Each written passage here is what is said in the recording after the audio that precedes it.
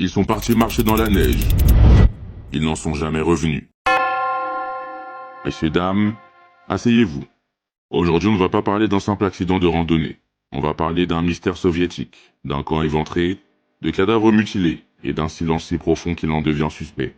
Nous sommes en 1959, en Union soviétique. 9 étudiants passionnés de montagne, menés par Igor Djatlov, s'élancent pour une expédition en ski de fond, dans l'Oural. Leur but, rejoindre le mont Haut-Orten, surnommé, ironie du sort, la montagne des morts. Ils sont jeunes, sportifs, expérimentés. Ils tiennent un journal de bord, ils prennent des photos, ils plaisantent, ils posent dans la neige. Tout semble normal, jusqu'à ce qu'ils disparaissent. Les secours sont envoyés 3 semaines plus tard. Ils retrouvent la tente, déchirée de l'intérieur, pas arrachée par le vent, découpée, comme si les occupants avaient fui, en pleine nuit, dans la panique, en laissant tout derrière eux. Et puis on trouve les corps. Certains sont en sous-vêtements, les nus, éparpillés dans la neige.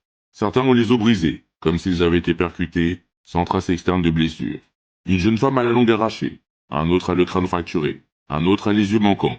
Mais pas de traces de lutte, pas d'animaux, pas de sang. Juste le froid et l'absurde.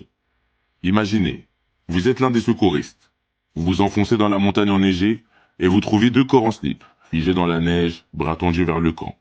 Puis 3 autres plus loin, dans des postures étranges. Et enfin le dernier groupe, enterré sous la neige, avec des blessures qu'on ne comprend pas. Vous n'avez aucune réponse, seulement une question qui jette dans votre tête. Qu'est-ce qui a bien pu les faire fuir ainsi? Les autorités soviétiques concluent à une force naturelle irrésistible. Ce qui entre nous ne veut strictement rien dire. Mais ça sonne sérieux. Alors les théories pleuvent. Avalanche, incompatible avec les traces. Expérience militaire, un essai militaire raté. Rencontre avec une tribu locale. Aucun indice. Phénomène sonore, infrason, panique collective. Pourquoi pas? Rencontre surnaturelle. À ce stade, rien n'est exclu.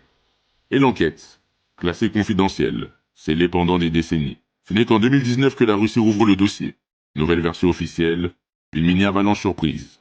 Mais les experts indépendants, eux, continuent de douter. Parce que rien n'explique les blessures, rien n'explique la langue manquante, rien n'explique pourquoi 9 alpinistes aguerris auraient fui comme des enfants, sans chaussures, sans lampe, sans logique. Alors que retenir de cette histoire? Que de nos jours encore des jeunes peuvent mourir dans des conditions dignes d'un film d'horreur?